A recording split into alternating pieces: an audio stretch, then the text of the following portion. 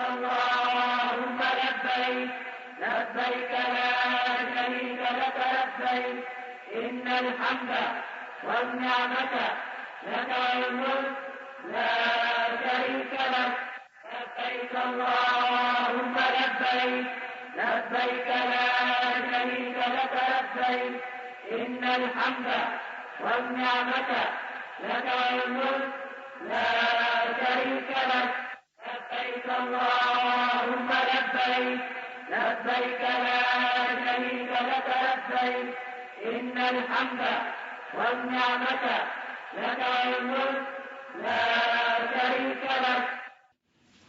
السلام علیکم ورحمۃ اللہ وبرکاتہ.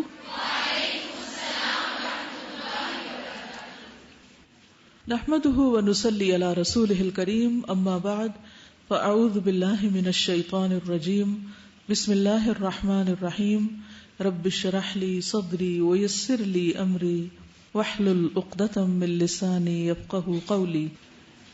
کل کے لیسن سے کیا سمجھا تھا آپ نے؟ حج کیا ہے؟ جی اس میں جو ہم نے کل دیکھا تھا نا کہ حج افضل عبادت کیوں ہے، کہ اس کا جو انتظار ہمیں شروع ہو جاتا ہے.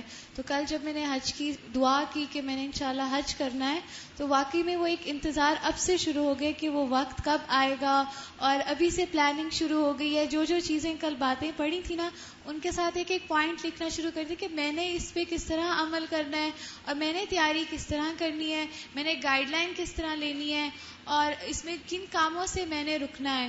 جتنے بھی ہم نے کل پڑھے تھے پوائنٹس، ان کے ساتھ میں نے اپنے لیے ابھی سے ایک پلاننگ شروع کر دی. تو پھر مجھے واقعی میں فیل ہو رہا تھا کہ یہ افضل عبادت ہے، کہ نیت کے ساتھ ہی اس کی کوشش شروع ہو جاتی ہے.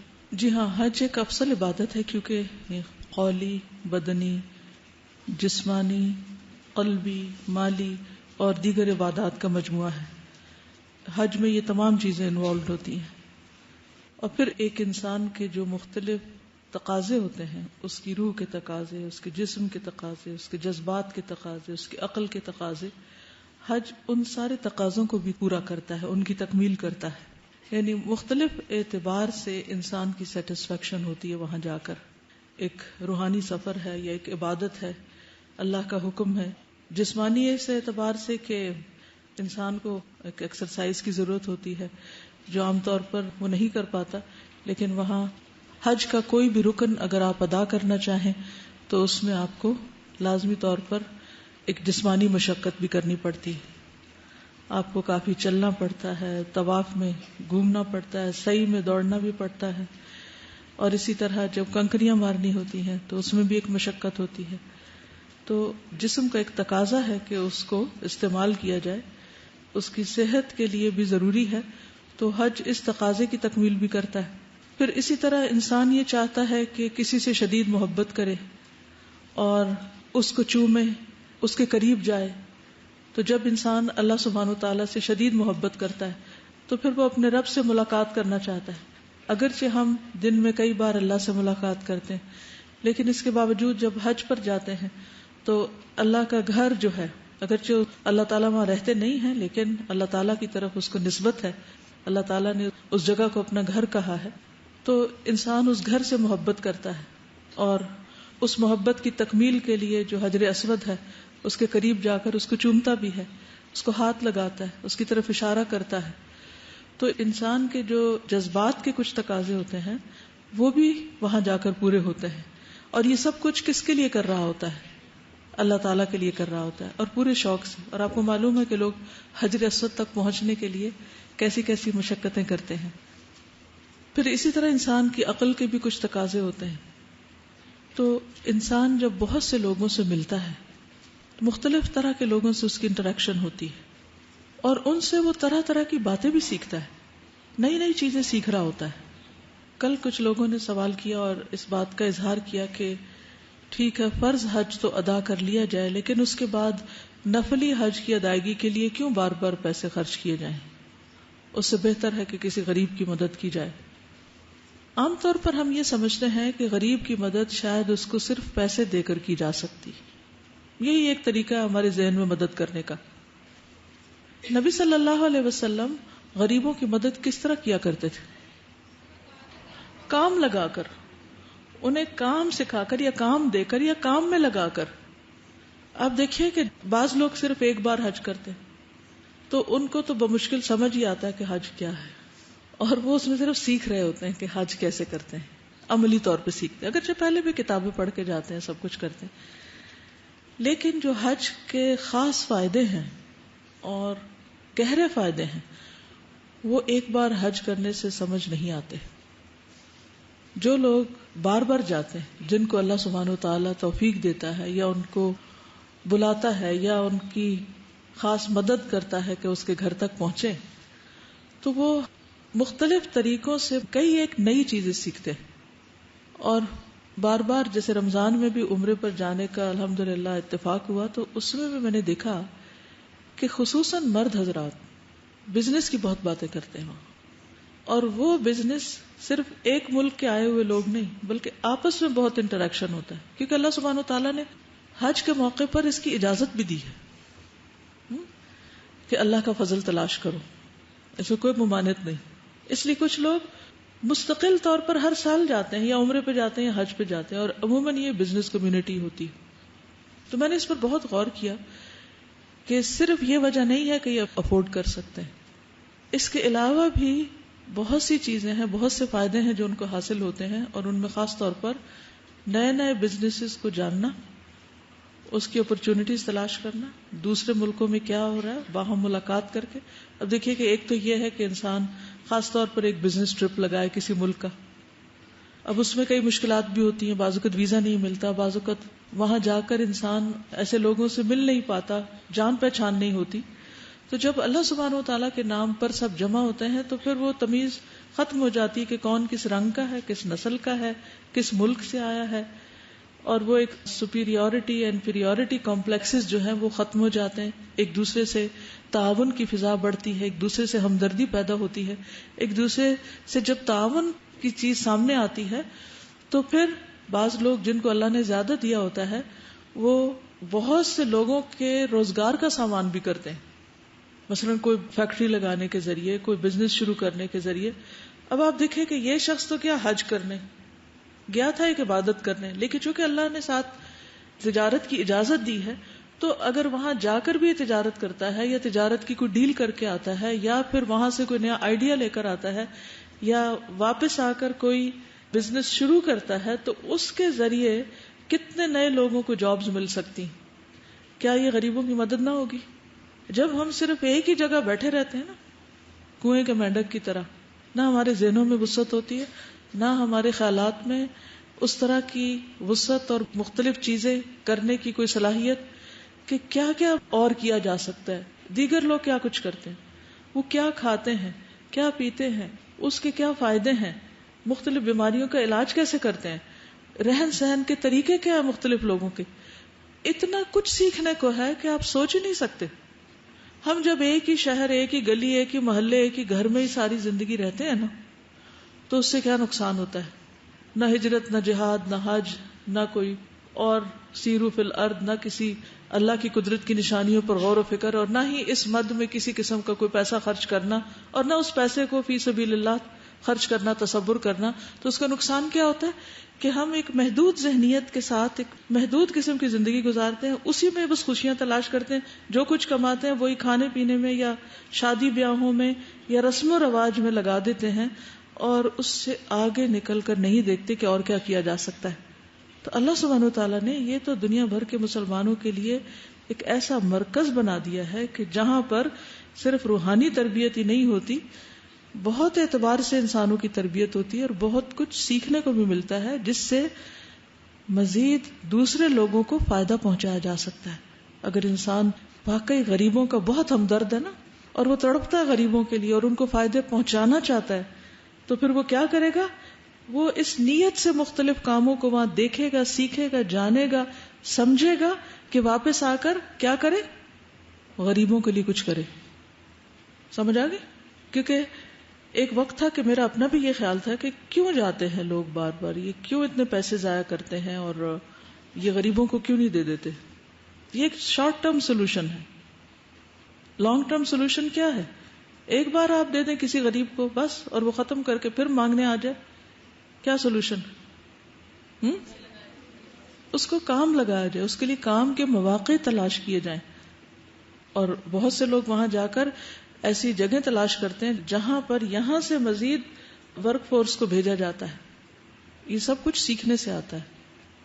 اور کوئی کچھ کہے اس بارے میں، کسی کا تجربہ ہو یا کوئی؟ السلام علیکم.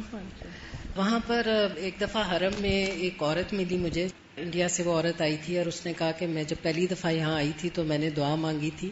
کہتی میں ایک پیسہ جوڑ کر عمرے کے لیے میں یہاں پہنچی، اور میں نے پھر دعا مانگی کہ اللہ تعالیٰ میں ہر سال یہاں پر آؤں حرم میں. تو اس کے بعد کہتی ہے وہیں پر بیٹھے بیٹھے مجھے کہیں پتا چلا، کوئی بات کر رہا تھا کہ جدہ میں ایک مارکیٹ ہے جو تھوک کی مارکیٹ، اور انڈیا سے اگر وہاں چیزیں لائی جائیں تو بڑی اچھی قیمت ملتی ہے، اور یہاں سے میں کچھ ایسے آئٹمز لے جاؤں تو وہ انڈیا جا کے بڑے اچھے پروفٹ ملے گا. تو کہتی اس کے بعد میں نے یہ سلسلہ کرنا شروع کر دیا، اور میں ہر سال اب آتی ہوں. اور اسی طرح ایک موچی ملا میرے ہسبینڈ کو جو کہ کہتا ہے کہ میں 35 سال سے ہر سال یہاں پہ آتا ہوں، اور کہتا ہے میں ادھر آتا ہوں اور دعا مانگتا ہوں، اور اب موچی سے یہ ہے کہ میری جوتوں کی اپنی دکان ہو گئی ہے.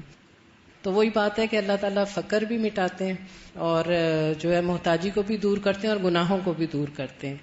اور مجھے جو ہے نا حج اور عمرہ ایسے لگتا ہے، اس کی مماثلت مجھے نا ایک بچے کی ڈلیوری کی طرح بھی لگتی ہے کہ ایک تکلیف بھی ہوتی ہے لیکن پھر اس کا شوق، اور دوسرا یہ کہ گناہوں سے پاک جیسے بچہ پیدا ہوتا ہے تو انسان جب وہاں سے آتا ہے تو پھر یہی فیلنگ آتی ہے کہ اللہ تعالیٰ نے امید ہے کہ گناہ بخش دیے ہوں گے.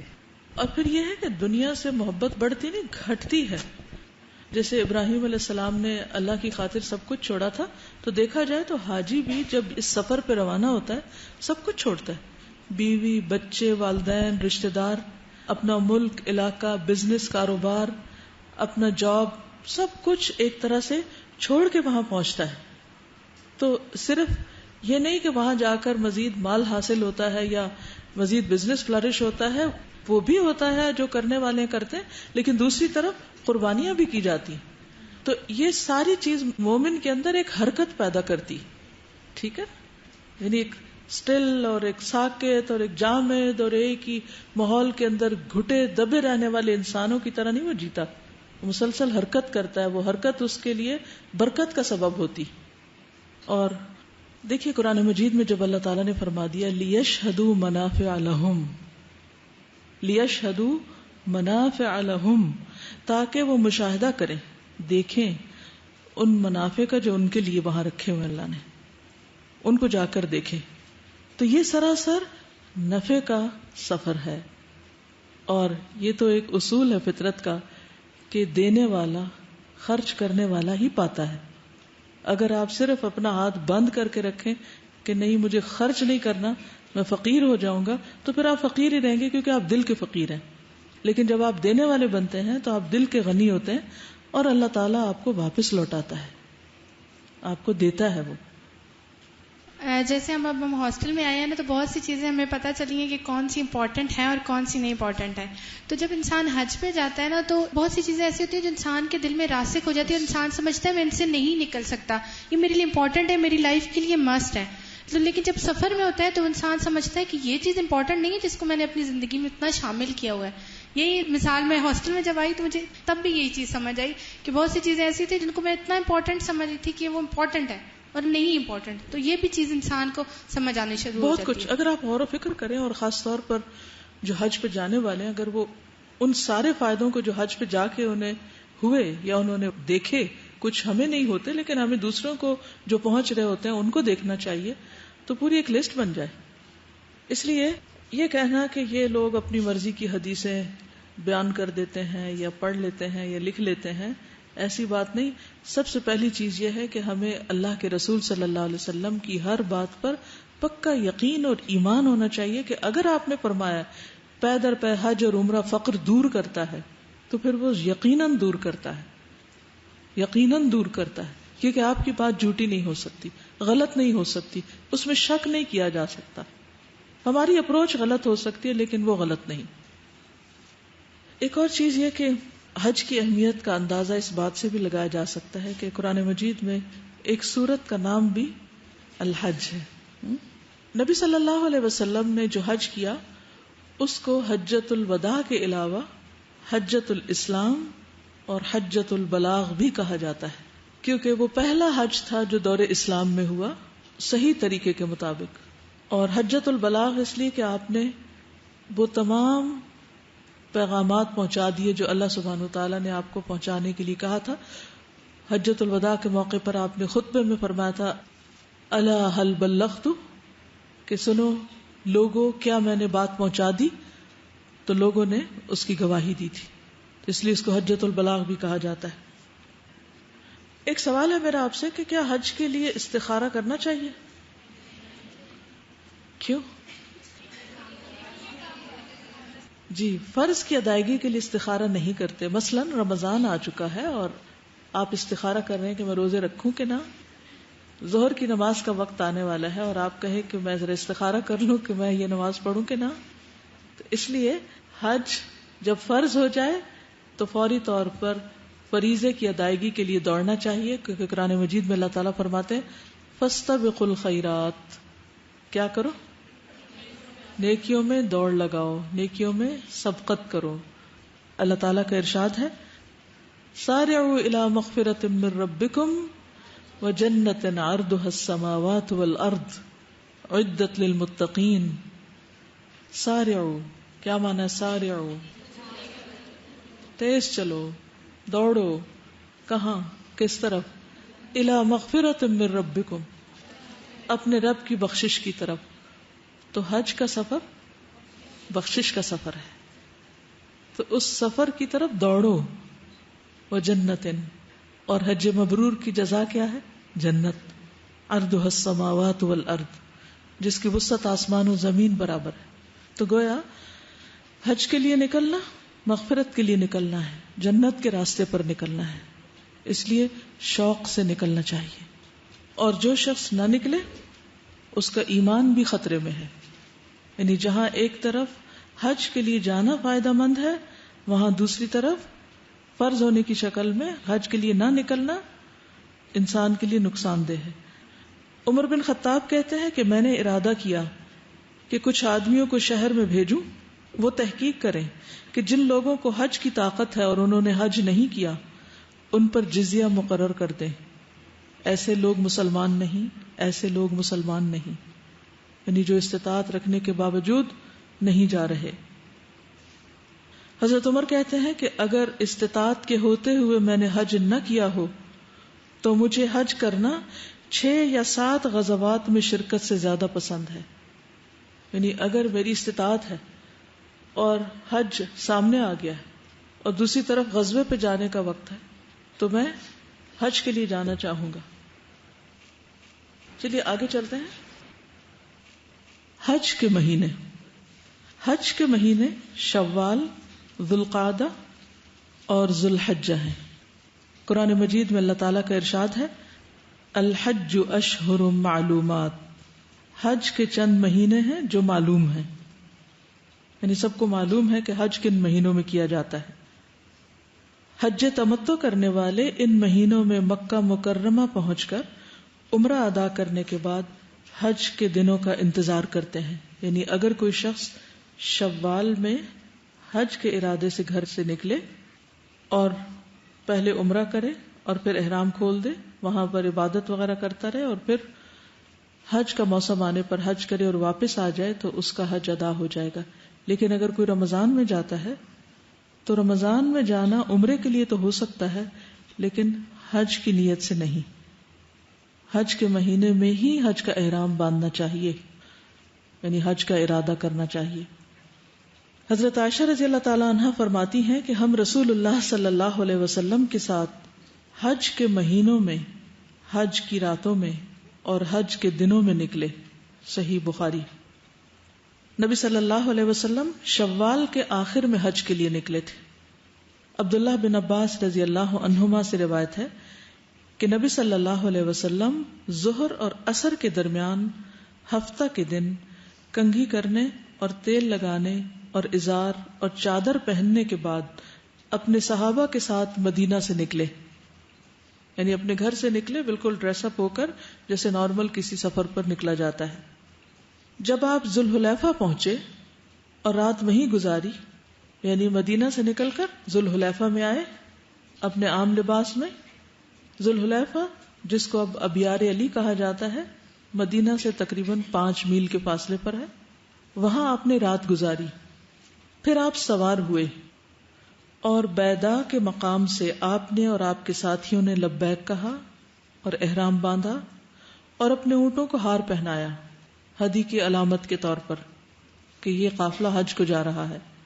ذوالقعدہ کے مہینے میں اب 5 دن رہ گئے تھے. پھر آپ مکہ پہنچے، یعنی 25 ذوالقعدہ یا 24 ذوالقعدہ ہوگا، اگر 29 کا مہینہ ہو تو 24 ورنہ 25. ذوالقعدہ کے مہینے کے 5 دن باقی رہ گئے تھے. پھر جب آپ مکہ پہنچے تو ذی الحجہ کے 4 دن گزر چکے تھے، یعنی 8 دن کا سفر تھا اونٹوں پر. یہ صحیح بخاری کی روایت ہے.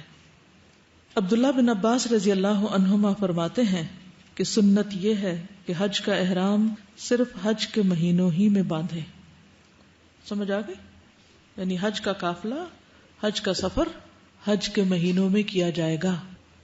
یعنی خصوصاً وہ لوگ جو مکہ میں نہیں رہتے یا حرم میں نہیں رہتے، باہر سے جاتے ہیں. یہ الگ بات ہے کہ اگر کوئی اپنی جاب کے لیے گیا ہے اور وہاں پر مقیم ہے تو وہ شخص حج کے دن آئیں گے، مہینے نہیں، دن. تو 8 تاریخ کو وہ اپنے گھر سے ہی احرام پہن کے نکلے گا. لیکن جو آفاقی ہیں، آفاقی سے مراد حرم کی حدود سے باہر رہنے والے، وہ حج کے مہینوں میں حج کا سفر کریں گے. حج کی شرائط، جیسے نماز کی کچھ شرائط ہوتی ہیں، طہارت کی کچھ شرائط ہوتی ہیں، روزہ رکھنے کی کچھ شرائط ہوتی، اسی طرح حج کی بھی شرائط ہے. نمبر 1 مسلمان ہونا، نان مسلم کے لیے حج نہیں. نمبر 2 مالدار ہونا، یعنی صاحب استطاعت ہونا. وَلِلَّهِ عَلَى النَّاسِ حِجُّ الْبَيْتِ مَنِ اسْتَطَاعَ إِلَيْهِ سَبِيلًا آل عمران 97. اور لوگوں پر اللہ کا یہ حق ہے کہ جو شخص اس گھر تک پہنچنے کی استطاعت رکھتا ہو وہ اس کا حج کرے. رسول اللہ صلی اللہ علیہ وسلم نے فرمایا، اسلام یہ ہے کہ تم اس بات کی گواہی دو کہ اللہ کے سوا کوئی معبود نہیں اور محمد صلی اللہ علیہ وسلم اللہ کے رسول ہیں. نماز قائم کرو، زکوٰۃ دو، رمضان کے روزے رکھو، اور اگر اس گھر تک پہنچنے کی استطاعت رکھتے ہو تو اس کا حج کرو. صحیح مسلم کی روایت ہے.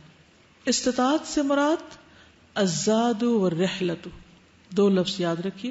الزاد زاد راہ، راستے کا سامان، سامان سفر، اور راحلہ یعنی سواری کا انتظام. یہ 2 چیزیں استطاعت میں آتی ہیں. جو ان 2 کا اہتمام کر سکے، یعنی اس کے پاس وہاں رہنے کے لیے انتظام ہو، کھانے پینے کا اور وہاں ٹھکانے کا، اور دوسرے یہ کہ راستے کے سفر کا کرایہ ہو. ٹھیک ہے. تیسری شرط آزاد ہونا. غلام آقا کی مرضی کے بغیر حج نہیں کر سکتا. اگر آقا کی مرضی کے ساتھ بھی حج کرے غلامی کی حالت میں تو آزاد ہونے پر اگر وہ دوبارہ صاحب استطاعت ہو تو اسے پھر حج کرنا ہوگا. غلامی کی حالت میں کیا ہوا حج حج شمار نہ ہوگا. غلامی کی حالت میں کیا ہوا حج فریضے کی ادائیگی کے لیے کافی نہ ہوگا. تیسری چیز عاقل ہونا. مجنون پر حج فرض نہیں، ناسمجھ، کم عقل. پھر بالغ ہونا. اگر بچہ حج کرے تو بالغ ہونے کے بعد اس کو دوبارہ حج کرنا ہوگا. رسول اللہ صلی اللہ علیہ وسلم نے فرمایا، جو بچہ حج کرے پھر وہ بلوغت کو پہنچ جائے تو اس پر ضروری ہے کہ دوسرا حج کرے. البتہ نابالغ بچے کو حج کروایا جا سکتا ہے اور اس کا اجر کروانے والے کو ملے گا، اور اس کی طرف سے نیت اور باقی ریچولز اس کا ولی یا اس کے والدین میں سے کوئی بڑا ادا کرے گا. ایک روایت میں آتا ہے، ابن عباس سے مروی ہے کہ ایک عورت اپنے بچے کو اٹھائے ہوئے لائی اور کہا، اے اللہ کے رسول، کیا اس کے لیے حج ہے؟ یعنی یہ حج کر سکتا ہے؟ تو آپ نے فرمایا ہاں، اور اس کا ثواب تمہیں ملے گا. کس کو؟ عورت کو جو اسے اٹھا کر حج کر رہی تھی. بعض لوگوں کا خیال ہے کہ اگر بچے نے بچپن میں حج کر لیا تو اس پر ہر حالت میں حج کرنا فرض ہے. تو ایسا نہیں ہے، کیونکہ حج اس پر فرض ہے جس کو استطاعت ہو. اگر کسی نے بچپن میں حج کر لیا لیکن بڑا ہونے کے بعد صاحب استطاعت نہیں رہا، اس کے پاس مال نہیں ہے، مثلا والدین تو مالدار تھے اور انہوں نے کیا کیا، بچے کو حج کرا دیا، لیکن اب یہ بڑا ہوا اور اس کے پاس اب استطاعت نہیں ہے جانے کی، تو اس کے لیے دوبارہ جانا ضروری نہیں ہے. ابن عباس کہتے ہیں رسول اللہ صلی اللہ علیہ وسلم نے فرمایا جو بچہ حج کرے پھر بالغ ہو جائے تو اسے استطاعت حاصل ہونے پر دوبارہ حج کرنا چاہیے، اور جس غلام نے حج کیا پھر آزاد ہو گیا تو اسے دوبارہ حج کرنا چاہیے، یعنی صاحب استطاعت ہو. تو اتنی بات سمجھ آ گئی کہ نہیں آئی؟ آگے پھر صحت مند ہونا، یہ بھی استطاعت میں ہے. ایک شخص مریض ہے اور وہ چل ہی نہیں سکتا یا وہ حج کر ہی نہیں سکتا، تو پھر وہ کیا کرے، کسی اور سے کروا لے حج بدل.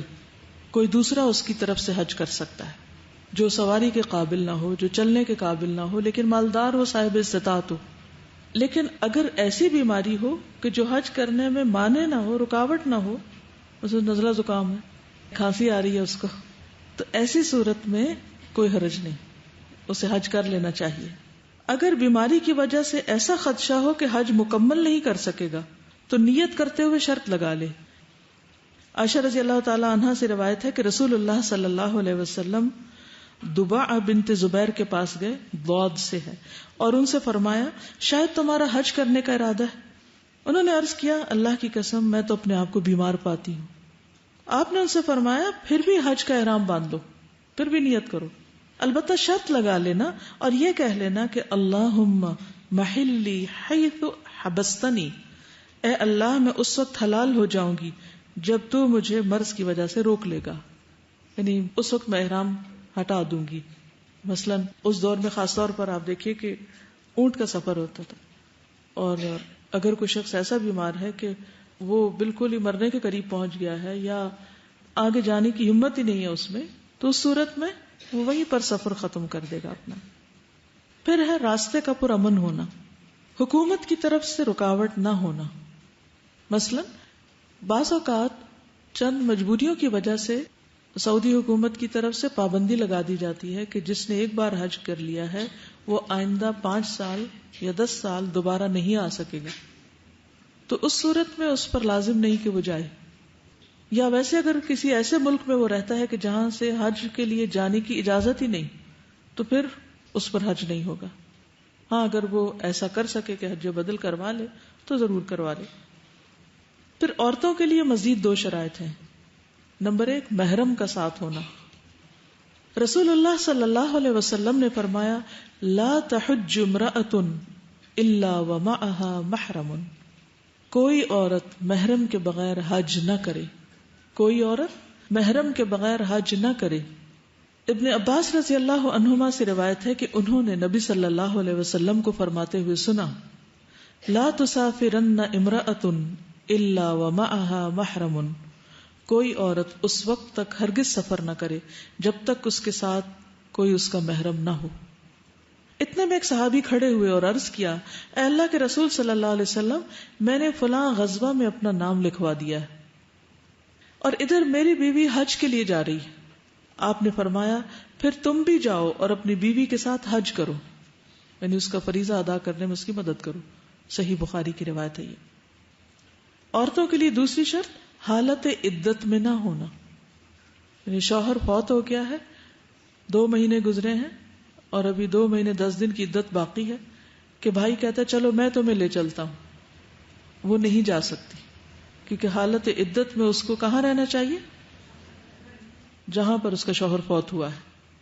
سعید بن مسیب بیان کرتے ہیں کہ عمر بن خطاب مقام بیدا سے، یعنی جہاں سے نبی صلی اللہ علیہ وسلم نے احرام باندھا تھا، وہاں سے ان خواتین کو واپس لوٹا دیتے، یعنی مدینہ، جو اپنے شوہروں کی وفات کی وجہ سے عدت میں ہوتی، ان کو جانے نہیں دیتے تھے، وہ انہیں حج کرنے سے روکتے تھے.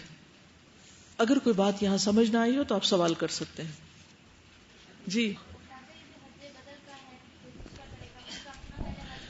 حج بدل کے لیے حج بدل کرنے والے کا پہلے اپنا حج کرنا ضروری ہے. ایک روایت میں آتا ہے کہ نبی صلی اللہ علیہ وسلم جب حج کے لیے تشریف لے جا رہے تھے تو آپ نے ایک شخص کو سنا کہ اس نے کہا لبیک عن شبرمہ، شبرمہ کی طرف سے میں لبیک کہتا ہوں، یعنی اس کا حج کر رہا ہوں. تو آپ نے فرمایا کہ کیا تم نے خود حج کر رکھا ہے؟ تو اس نے کہا نہیں. آپ نے فرمایا پہلے اپنا حج کرو پھر کسی اور کی طرف سے. ٹھیک جی. ان کا سوال ہے کہ کیا جو شرائط حج کی ہیں وہی عمرے کی بھی ہوں گی؟ جی ہاں، وہی عمرے کی بھی ہوں گی، کیونکہ حج کو بڑا حج کہتے ہیں اور عمرے کو چھوٹا حج کہتے ہیں. اسی لیے بعض علماء نے عمرہ بھی فرض قرار دیا ہے کہ جو صاحب حیثیت ہو اور عمرے کے لیے جا سکے تو عمرے کے لیے جائے. استاذہ اکثر یہ سننے کو ملتا ہے کہ ابھی تو تم پر حج فرض نہیں ہے، تمہاری تو بھی بچیوں کی شادیاں نہیں ہوئی اور گھر نہیں بنا تمہارے پاس، تو صاحب استطاعت انسان کب ہوتا ہے؟ یہ جو بات عام طور پر کی جاتی ہے کہ ابھی گھر نہیں بنا، ابھی شادی نہیں ہوئی بچوں کی، تو پہلے وہ سب کچھ کرنا چاہیے اور ابھی حج نہ کیا جائے. اب دیکھیے کہ جہاں تک بچیوں کی شادی کا تعلق ہے، کیا ہم باقی کام اس وجہ سے روک دیتے ہیں کہ بچی کی شادی نہیں ہوئی؟ اب اگر کوئی رشتہ نہیں آ رہا اور شادی نہیں کر پا رہے تو کیا اس کے لیے ایک فریضے کی ادائیگی نہیں کی جائے گی؟ یہ شرائط میں سے کہیں بھی نہیں لکھا ہوا کہ حج پر جانے سے پہلے سب بیٹیوں کی یا بچوں کی شادیاں کر لو. یہ شرط ہم نے خود لگا لی، یہ خود ساختہ شرط ہے، کیونکہ ہمیں شادی پر اسراف کرنا ہوتا ہے، غیر ضروری اخراجات کرنے ہوتے ہیں، اس لیے ہم اس کو شرائط میں شامل کر لیتے ہیں. اسی طرح گھر بنانے کی جہاں تک بات ہے تو وہ بھی کئی شرائط میں نہیں، الا یہ کہ انسان کے اوپر کچھ ایسی مشکل ہے کہ اس کی عزت کو خطرہ ہے یا جان کو خطرہ ہے یا اس کے لیے حالات بہت تنگ ہیں، تو اس صورت میں پہلے اپنے لیے کوئی ٹھکانہ کر لے اور اس کے بعد پھر حج کے لیے چلا جائے. لیکن اگر کوئی شخص مینشن بنوانے پر سارا پیسہ لگا رہا ہے اور حج کو نہیں جاتا، یعنی ضرورت سے زائد گھر بنوا رہا ہے، یعنی ہر فیملی کے لیے کتنا گھر چاہیے، یہ کتنا بڑا گھر ضروری ہے کہ جس میں وہ رہے، جو اس کی ضرورت کے مطابق ہو، اس کے بچے، گھر کے جتنے افراد ہیں ان کی جو سہولت کے مطابق. لیکن اگر کوئی شخص یہ چاہتا ہے کہ ایک مقابلے پر ایک بہت بڑا محل کھڑا کرے اور اس کے بنوانے میں پھر سارا پیسہ لگ رہا ہے اور حج نہیں ہو پا رہا، تو یہ درست نہ ہوگا.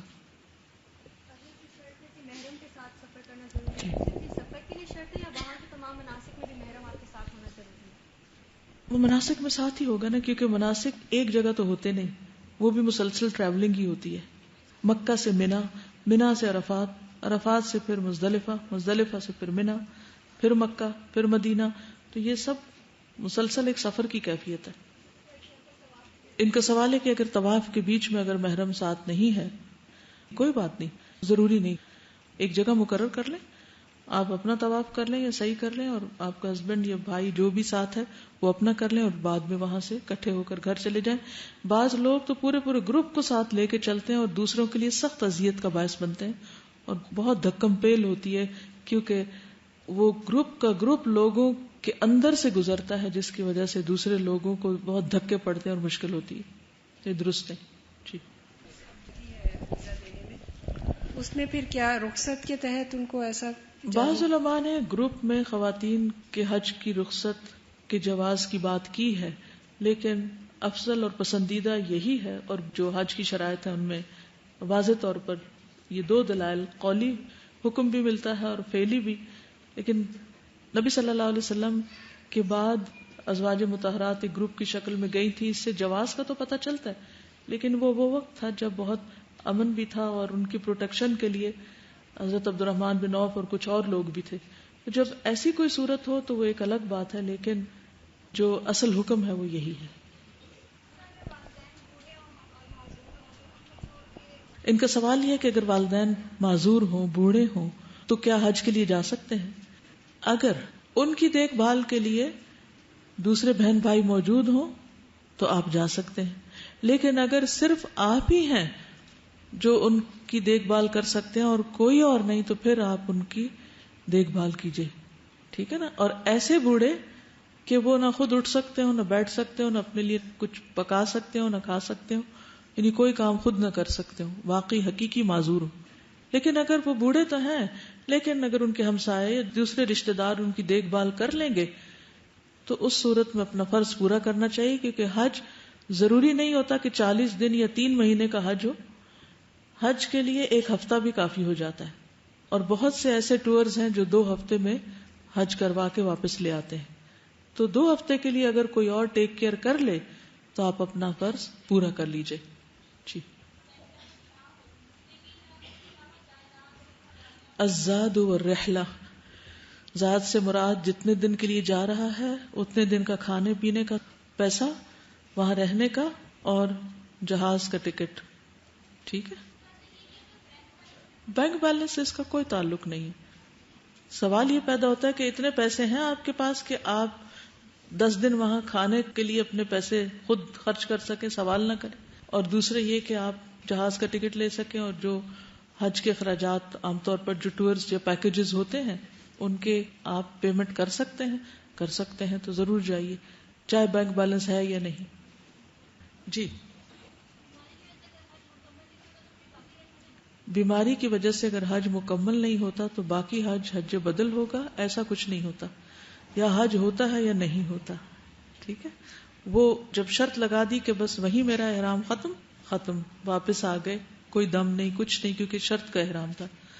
اب اگر اگلے سال آپ ٹھیک ہو چکے ہیں تو آپ چلے جائیے، اگر اگلے سال اور بھی زیادہ بیمار ہو چکے ہیں تو کسی اور کو بھیج دیجیے. ٹھیک ہے. جی. ان کا سوال یہ ہے کہ ہمارے پاس مال ہے اور حج فرض ہو چکا ہے، والدین نے حج نہیں کیا، ان کے پاس مال نہیں، کیا پہلے ان کو کرائیں یا خود کریں؟ تو حج اس پر فرض ہے جو صاحب مال، پہلے اس کو اپنا کرنا چاہیے. والدین پر احسان کرنا ہے تو اس کے بعد کر لیجئے. ان کا سوال یہ ہے کہ کیا عورت اپنے شوہر کی اجازت سے حج پر جائے گی؟ مستحب یہ ہے، پسندیدہ یہ ہے کہ حج کی اجازت لے، لیکن اگر اجازت نہ ملے تو بھی وہ حج کے لیے جا سکتی ہے، کیونکہ یہ فریضے کی ادائیگی ہے اور یہ کرنا اس پر اللہ کا حق ہے اور اسے ایسا کرنا ہے. روانگی سے قبل کچھ ضروری امور. سب سے پہلی چیز یہ کہ اپنی نیت اللہ رب العالمین کے لیے خالص کر لیں. قرآن مجید میں اللہ تعالیٰ فرماتے ہیں وَأَتِمُّ الْحَجَّ وَالْعُمْرَةَ لِلَّهِ، حج اور عمرہ اللہ کے لیے کرو، دکھاوے کے لیے نہیں، حاجی کہلانے کے لیے نہیں. رسول اللہ صلی اللہ علیہ وسلم نے فرمایا انما الاعمال بالنیات، اعمال کا دار و مدار سراسر نیت پر ہے. انس بن مالک کہتے ہیں کہ نبی صلی اللہ علیہ وسلم نے فرمایا اللہم حجۃ لا ریاء فیہا ولا سمعہ، اے اللہ حج کے فرائض کی ادائیگی مقصود ہے، حج چاہیے، دکھلاوا اور شہرت نہیں. ٹھیک ہے. تو حج کس کے لیے؟ اللہ کے لیے. ایک حدیث میں آتا ہے کہ جو سچے دل سے شہادت کی طلب کرے، خواہ وہ بستر پر فوت ہو جائے تو اس کو شہادت کا اجر پورا پورا مل جائے گا. کیوں؟ نیت خالص تھی، اس کی نیت سچی تھی. دوسری چیز ہے شرک اور بدعت سے پرہیز اور توبہ. جب انسان اپنی نیت اللہ کے لیے خالص کر لیتا ہے تو اسے شرک اصغر سے نجات مل جاتی ہے. تو جو شرک اصغر سے بچتا ہے اسے شرک اکبر سے بھی بچنا چاہیے. اور شرک اکبر کیا ہے؟ کہ اللہ کے سوا کسی اور سے دعا کرنا، کسی اور کے نام کی قربانی کرنا، کسی اور کے لیے سجدہ کرنا، کسی اور پر توکل کرنا. اسی طرح بدعات کو چھوڑنا بھی ضروری ہے. مثلا عبادت کا کوئی ایسا طریقہ دین میں داخل کر لینا جو نبی صلی اللہ علیہ وسلم سے ثابت نہیں. نبی صلی اللہ علیہ وسلم نے فرمایا کل محدثۃ بدعہ وکل بدعۃ ضلالہ وکل ضلالۃ فی النار. ہر نئی نکالی ہوئی چیز بدعت ہے، ہر بدعت گمراہی ہے، اور ہر گمراہی کا انجام آگ ہے. طبرانی کی روایت میں آتا ہے اللہ تعالیٰ بدعتی کی توبہ اس وقت تک قبول نہیں فرماتا جب تک وہ بدعت کو چھوڑ نہ دے. تو اس لیے حج کے سفر کی مشقت اور تکلیف فائدہ نہ دے گی اگر انسان شرک یا بدعت کر رہا ہو.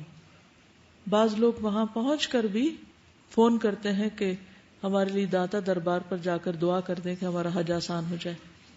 ایسی چیزوں سے پرہیز کرنا چاہیے. اللہ کی ذات سب سے بڑی ہے اور دعا اسی سے مانگنی چاہیے. قل ان صلاتی ونسکی ومحیای ومماتی للہ رب العالمین. پھر یہ کہ زاد راہ ساتھ لے کر جانا چاہیے اور بہترین زاد راہ تقویٰ ہے. عبداللہ بن عباس فرماتے ہیں کہ یمن والے حج کے لیے آتے اور زاد راہ ساتھ نہ لاتے اور کہتے ہم متوکل لوگ ہیں، بس اللہ کے توکل پہ نکل آئے. اور جب مکہ پہنچتے تو لوگوں سے سوال کرتے، مانگ تانگ کے کھاتے پیتے اور حج کرتے. اس وقت اللہ تعالیٰ نے آیت اتاری وَتَزَوَّدُوا فَإِنَّ خَيْرَ الزَّادِ التَّقْوَىٰ. تو پوری تیاری کے ساتھ حج کے لیے جانا چاہیے، انتظامات کے ساتھ. اگر مقروض ہو تو قرض ادا کر دینا چاہیے سفر سے پہلے. رسول اللہ صلی اللہ علیہ وسلم نے فرمایا جو شخص قرض لیتا ہے اور اس کا ارادہ ہوتا ہے کہ واپس نہیں کرے گا وہ اللہ کو چور بن کر ملے گا، یعنی اللہ کے سامنے جب حاضر ہوگا تو چور کی حیثیت سے. ایک اور حدیث میں ہے رسول اللہ صلی اللہ علیہ وسلم نے فرمایا مومن کی روح اس کے قرض کی وجہ سے لٹکی رہتی ہے، معلق رہتی ہے، حتیٰ کہ اس کی طرف سے قرض ادا کر دیا جائے. اسی طرح اگلی بات یہ کہ قرض لے کر حج کرنا جائز نہیں. عبداللہ بن ابی اوفا سے روایت ہے میں نے آپ صلی اللہ علیہ وسلم سے سوال کیا کہ ایک آدمی نے حج نہیں کیا، کیا وہ قرض لے کر حج کرے؟ آپ نے فرمایا نہیں. بہقی کی روایت ہے. پھر اسی طرح ایک اور چیز یہ کہ خاص امور سے متعلق وصیت کرنا چاہیے. یعنی انسان جب سفر پہ روانہ ہو رہا ہو تو اگر اس کے پیچھے کوئی پراپرٹی ہے یا کوئی ایسا کام ہے جو اس کی غیر موجودگی میں خراب ہو سکتا ہے تو اسے چاہیے کہ وہ کیا کرے، اس کی وصیت کر کے جائے، ڈیلیگیٹ کر کے جائے، کسی کو رسپانسبل کر کے جائے. رسول اللہ صلی اللہ علیہ وسلم نے فرمایا جس بھی مسلمان کے پاس وصیت کے قابل کوئی چیز ہو اس کے لیے درست نہیں کہ 2 رات بھی وصیت کو لکھ کر اپنے پاس محفوظ رکھے بغیر گزارے. صحیح بخاری. یعنی 2 راتیں بھی نہیں گزرنی چاہیے مگر یہ کہ وصیت لکھی ہوئی ہو. اگلا نقطہ ہے مصارف حج کے حلال ہونے کا جائزہ لیں. مصارف کا مطلب خرچ، یعنی جو کچھ آپ خرچ کر رہے ہیں وہ حلال ہونا چاہیے. رسول اللہ صلی اللہ علیہ وسلم نے فرمایا اے لوگو اللہ پاک ہے اور پاک ہی کو قبول کرتا ہے. پھر آپ نے ایسے آدمی کا ذکر فرمایا جو لمبا سفر کرتا ہے، پریشان بال، جسم گرد آلود ہے، اپنے ہاتھوں کو آسمان کی طرف اٹھا کر کہتا ہے اے میرے رب اے میرے رب، حالانکہ اس کا کھانا حرام، یعنی جو زیادہ راہ ساتھ لے کے جا رہا ہے، اس کا پینا حرام، اس کا لباس حرام، اس کی پرورش حرام سے کی گئی، تو اس کی دعا کیسے قبول ہوگی؟ تو حج تو دعاؤں کی قبولیت کا ذریعہ ہے، لیکن اگر وہ حرام کے مال سے حج کر رہا ہے تو اس کا فائدہ نہیں ہوگا. اس لیے بہت ضروری ہے کہ حج پر کیے جانے والے اخراجات پاک کمائی سے ہوں، کسی کا حق غصب نہ کیا. وہ ایک محاورہ بھی ہے نا 900 چوہے کھا کر بلی حج کو چلی، یعنی سب کے مال لوٹ کے پھر اسی لوٹے ہوئے مال سے حج کرنے چل پڑے، تو یہ درست نہیں. پھر حج کے لیے جسمانی، روحانی، علمی تیاری کریں. ابراہیم علیہ السلام نے اللہ تعالیٰ سے دعا کی تھی وہ ارنا مناسکنا، کہ اللہ تعالیٰ ہمیں اپنی عبادت کے طریقے سکھا. تو ہمیں بھی عبادت کے طریقے یعنی حج کے طریقے سیکھ کر جانے چاہیے. صرف جوش جذبہ کافی نہیں، صرف شوق کافی نہیں، بلکہ جانے سے پہلے باقاعدہ علم حاصل کرنا چاہیے مناسک کی ادائیگی کا.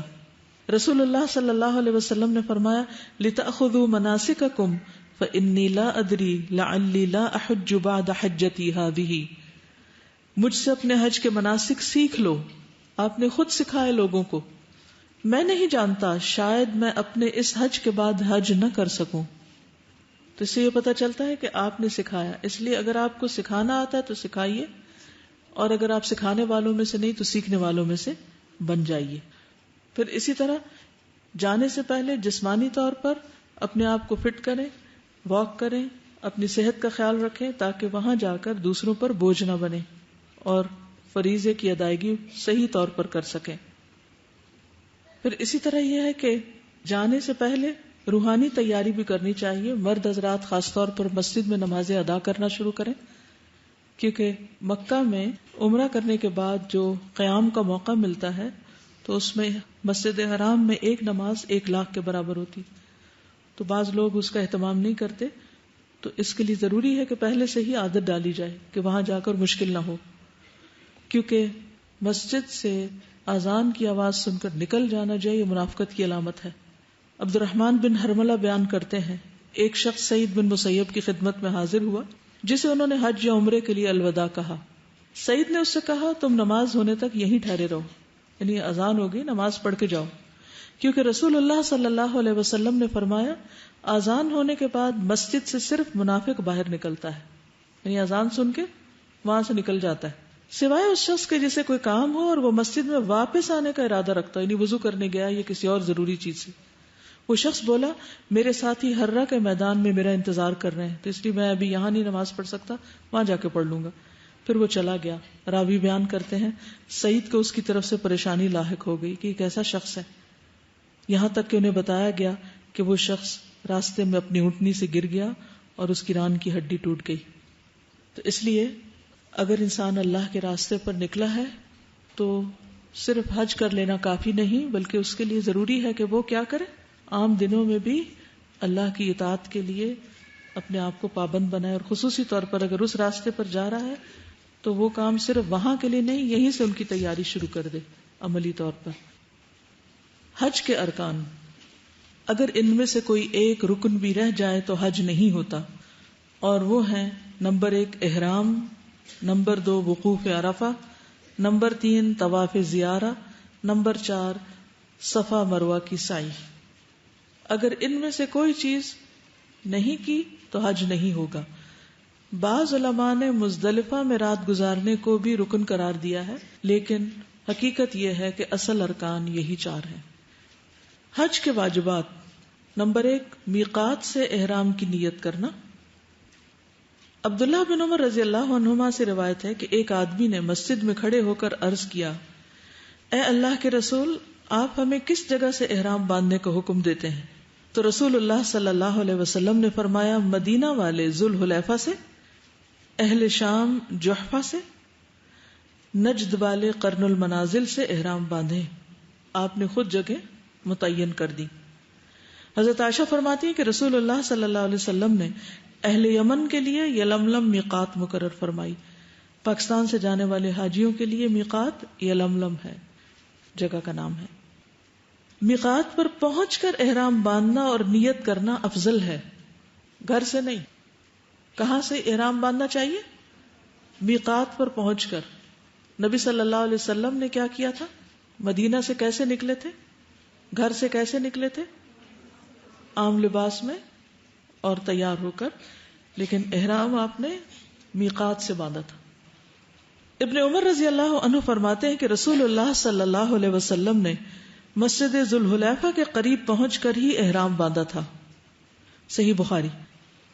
امام مالک بن انس کے پاس ایک شخص آیا اور اس نے کہا، اے ابو عبداللہ، میں کہاں سے احرام باندھوں؟ انہوں نے کہا ذوالحلیفہ سے، جہاں سے رسول اللہ صلی اللہ علیہ وسلم نے احرام باندھا تھا۔ اس نے کہا میں چاہتا ہوں کہ مسجد میں موجود قبر یعنی روضہ رسول کے قریب سے احرام باندھوں، میرا یہ دل چاہتا ہے۔ امام مالک نے کہا ایسا ہرگز نہ کرنا، مجھے ڈر ہے کہ کہیں تم کسی فتنے میں مبتلا نہ ہو جاؤ۔ اس نے کہا اس میں کون سا فتنہ ہے، میں تو صرف چند میل کا فاصلہ ہی زیادہ کرنا چاہتا ہوں۔ تو امام مالک نے کہا اس سے بڑا فتنہ اور کیا ہو سکتا ہے کہ تم اس فضیلت کی طرف سبقت لے گئے ہو جسے رسول اللہ صلی اللہ علیہ وسلم نے چھوڑ دیا، یعنی جس کام کو نبی صلی اللہ علیہ وسلم نے افضل نہیں سمجھا تم اسے افضل سمجھ رہے ہو۔ اور میں نے اللہ تعالیٰ کو فرماتے ہوئے سنا ہے فَلْيَحْذَرِ الَّذِينَ يُخَالِفُونَ عَنْ أَمْرِهِ أَن تُصِيبَهُمْ فِتْنَةٌ أَوْ يُصِيبَهُمْ عَذَابٌ أَلِيمٌ۔ سورۃ النور 63۔ جو لوگ اللہ کے رسول صلی اللہ علیہ وسلم کی مخالفت کرتے ہیں انہیں ڈرنا چاہیے کہ کہیں ان پر کوئی زبردست آفت نہ آ پہنچے یا انہیں کوئی دردناک عذاب نہ پہنچے۔ تو اگر کوئی شخص یہ سمجھے کہ میقات سے پہلے گھر سے ہی احرام باندھ کے اور نیت کر کے چلا جائے تو زیادہ دور سے کرے گا تو زیادہ ثواب ہوگا، تو ایسا نہیں ہے۔ کیوں؟ کیونکہ نبی صلی اللہ علیہ وسلم نے گھر سے نہیں باندھا۔ تو اصل حج کی روح یا ایسنس کیا ہے؟ اطاعت، فرما برداری۔ ابراہیم علیہ السلام کی سنت، اذ قال له ربه اسلم قال اسلمت لرب العالمین۔ تو ہمیں بھی کیا کرنا چاہیے؟ حج کے سفر میں ہر مرحلے پر رسول اللہ صلی اللہ علیہ وسلم کے حکم اور طریقے کی پیروی کرنی چاہیے. حج کا دوسرا واجب، پہلے ارکان تھے یعنی فرائض تھے، اور یہ واجبات ہیں جن کا ذکر میں کر رہی ہوں. اور واجبات میں احرام میقات سے باندھنا. یہ یاد رکھیے کہ واجبات میں سے کسی واجب کی خلاف ورزی ہو تو حج نہیں ہوتا جب تک دم نہ دے دیا جائے. تو یہ وہ امور ہیں جن پر دم ہوگا. اگر میقات کراس کر گیا تو پھر دم دینا ہوگا. ٹھیک ہے. دوسری چیز، مغرب تک عرفات میں وقوف کرنا. عبد الرحمن بن عامر الدیلی رضی اللہ عنہ بیان کرتے ہیں کہ میں رسول اللہ صلی اللہ علیہ وسلم کی خدمت میں حاضر ہوا جبکہ آپ میدان عرفات میں تھے. اسی دوران میں نجد کی طرف سے کچھ لوگ آئے اور انہوں نے ایک شخص سے کہا تو اس نے پکار کر کہا، اے اللہ کے رسول، حج کیسے ہے؟ تو رسول اللہ صلی اللہ علیہ وسلم نے ایک شخص کو حکم دیا اور اس نے پکار کر کہا، حج تو عرفات کا دن ہے. جو شخص مزدلفہ کی رات میں فجر کی نماز سے پہلے پہلے یہاں آ گیا اس کا حج پورا ہو گیا. ٹھیک ہے. یعنی عرفات کا قیام جو ہے وہ مغرب تک واجبات میں سے. رات مزدلفہ میں گزارنا. قرآن مجید میں آتا ہے فَإِذَا أَفَضْتُم مِّنْ عَرَفَاتٍ فَاذْكُرُوا اللَّهَ عِندَ الْمَشْعَرِ الْحَرَامِ. البقرہ 198. پھر جب تم عرفات سے واپس آؤ تو مشعر الحرام یعنی مزدلفہ پہنچ کر اللہ کو یاد کرو. عروہ بن مدرس الطائی رضی اللہ عنہ بیان کرتے ہیں کہ میں مزدلفہ میں وقوف کے وقت رسول اللہ صلی اللہ علیہ وسلم کی خدمت میں حاضر ہوا اور عرض کیا، اے اللہ کے رسول، میں قبیلہ طے کے 2 پہاڑوں سے آیا ہوں. میں نے اپنی سواری کو ہلکان کیا ہے اور اپنے آپ کو بہت تھکایا ہے. اللہ کی قسم میں نے کوئی ٹیلا یا پہاڑ نہیں چھوڑا مگر اس پر وقوف کیا ہے. کیا میرا حج ہو گیا؟ رسول اللہ صلی اللہ علیہ وسلم نے فرمایا، جس نے ہمارے ساتھ یہ فجر کی نماز پالی اور اس سے پہلے وہ رات یا دن میں عرفات میں حاضر ہو چکا تو اس کا حج پورا ہو گیا اور اس نے اپنا میل کچیل دور کر لیا. پھر ایام تشریق کی راتیں منا میں گزارنا. وَاذْكُرُوا اللَّهَ فِي أَيَّامٍ مَّعْدُودَاتٍ فَمَن تَعَجَّلَ فِي يَوْمَيْنِ فَلَا إِثْمَ عَلَيْهِ وَمَن تَأَخَّرَ فَلَا إِثْمَ عَلَيْهِ لِمَنِ اتَّقَىٰ وَاتَّقُوا اللَّهَ وَاعْلَمُوا أَنَّكُمْ إِلَيْهِ تُحْشَرُونَ. گنتی کے چند دنوں میں اللہ کو یاد کرو، پھر جو 2 دنوں میں جلد چلا جائے تو اس پر کوئی گناہ نہیں، اور جو تاخیر کرے اس پر بھی کوئی گناہ نہیں. یہ اس کے لیے ہے جو اللہ سے ڈرے، اور جان لو کہ بے شک تم اسی کی طرف اکٹھے کیے جاؤ گے. ایام تشریق 11، 12 اور 13 ذی الحجہ اس کی راتیں مینا میں گزارنا ضروری ہے. کسی خاص مجبوری کی وجہ سے مکہ میں رات گزاری جا سکتی ہے، جیسے عباس بن عبد المطلب نے رسول اللہ صلی اللہ علیہ وسلم سے حاجیوں کو زمزم کا پانی پلانے کے لیے مینا کے دنوں میں مکہ ٹھہرنے کی اجازت چاہی تو آپ نے دے دی، یعنی ان کی ایک طرح سے ڈیوٹی تھی وہاں پر. پھر جمرات کو کنکریاں مارنا. ابن عباس سے روایت ہے کہ نبی صلی اللہ علیہ وسلم نے فرمایا، جب ابراہیم خلیل اللہ مناسک حج ادا کرنے آئے تو شیطان ان کے سامنے جمرہ عقبہ کے پاس آیا تو انہوں نے 7 کنکریاں ماری یہاں تک کہ وہ زمین میں گھس گیا. پھر وہ دوسرے جمرے کے پاس آیا تو پھر انہوں نے اسے 7 کنکریاں ماری یہاں تک کہ وہ زمین میں گھس گیا. پھر تیسرے جمرے کے پاس آیا تو انہوں نے پھر اسے 7 کنکریاں ماری یہاں تک کہ وہ زمین میں گھس گیا. ابن عباس فرماتے ہیں، تم شیطان کو کنکریاں مارتے ہو اور اپنے والد ابراہیم کی پیروی کرتے ہو. یعنی جمرات کو کنکریاں مارنا ایک طرح سے شیطان کو کنکریاں مارنا ہے. پھر جمرہ عقبہ کی رمی کے بعد حلق یا تقصیر کروانا، یہ بھی واجبات میں سے ہے. اللہ تعالیٰ کا ارشاد ہے، لَتَدْخُلُنَّ الْمَسْجِدَ الْحَرَامَ إِنْ شَاءَ اللَّهُ آمِنِينَ مُحَلِّقِينَ رُؤُوسَكُمْ وَمُقَصِّرِينَ. سورۃ الفتح 27. تم انشاءاللہ مسجد حرام میں امن کے ساتھ داخل ہوگے، اس وقت تم سر منڈاؤ گے اور بال کتراؤ گے. ابو ہریرہ رضی اللہ عنہ سے روایت ہے کہ رسول اللہ صلی اللہ علیہ وسلم نے دعا فرمائی، اے اللہ سر منڈوانے والوں کی مغفرت فرما 3 بار. چوتھی بار آپ نے فرمایا اور کتروانے والوں کی یعنی ٹرم کرانے والوں کی بھی مغفرت فرما. یہ صحیح بخاری کی روایت ہے. پھر طواف وداع کرنا، یہ بھی واجبات میں سے اگر کوئی نہ کر سکے تو دم دینا ہوگا. ابن عباس فرماتے ہیں کہ لوگ حج کے بعد ہر جانب سے واپس چلے جاتے ہیں تو رسول اللہ صلی اللہ علیہ وسلم نے فرمایا، کوئی شخص ہرگز نہ جائے حتیٰ کہ اس کا آخری عمل بیت اللہ کا طواف ہو. یعنی مکہ نہیں چھوڑیں جب تک کہ طواف وداع نہ کر لیں. اور اگر ان میں سے کوئی واجب ادا نہ کیا گیا تو کیا کرنا ہوگا؟ قربانی دینی ہوگی، جس کو دم دینا کہتے، دم کہتے ہیں خون کو، قربانی کرنا ہوگی۔ قربانی حدود حرم میں ہوگی، خود نہ کر سکے تو کسی سے کروائی جا سکتی ہے۔ اس کا گوشت خود نہیں کھایا جا سکتا، نہ کسی کو ہدیے میں دیا جا سکتا، بلکہ یہ سارے کا سارا حرم کے فقراء پر تقسیم ہوگا۔ قرآن مجید میں ہے فَمَنْ كَانَ مِنْكُمْ مَرِيضًا أَوْ بِهِ أَذًى مِّن رَأْسِهِ فَفِدْيَةٌ مِّن صِيَامٍ أَوْ صَدَقَةٍ أَوْ نُسُكٍ، مگر جو شخص مریض ہو یا اس کے سر میں کچھ تکلیف ہو اور وہ سر منڈا لے، یعنی احرام کی پابندی ختم کر دے، تو وہ روزوں سے یا صدقہ سے یا قربانی سے اس کا فدیہ دے۔ کعب بن عجرہ سے روایت ہے، رسول اللہ صلی اللہ علیہ وسلم نے ان سے فرمایا غالباً تم کو جوؤں سے تکلیف ہے؟ انہوں نے کہا جی ہاں اے اللہ کے رسول صلی اللہ علیہ وسلم۔ آپ نے فرمایا پھر اپنا سر منڈا لو اور 3 دن کے روزے رکھو، یا 6 مسکینوں کو کھانا کھلاؤ، یا ایک بکری ذبح کرو۔ اوکے، اب اجازت۔ سبحانک اللہم و بحمدک، اشہد ان لا الہ الا انت، استغفرک و اتوب الیک۔ السلام علیکم و رحمۃ اللہ وبرکاتہ۔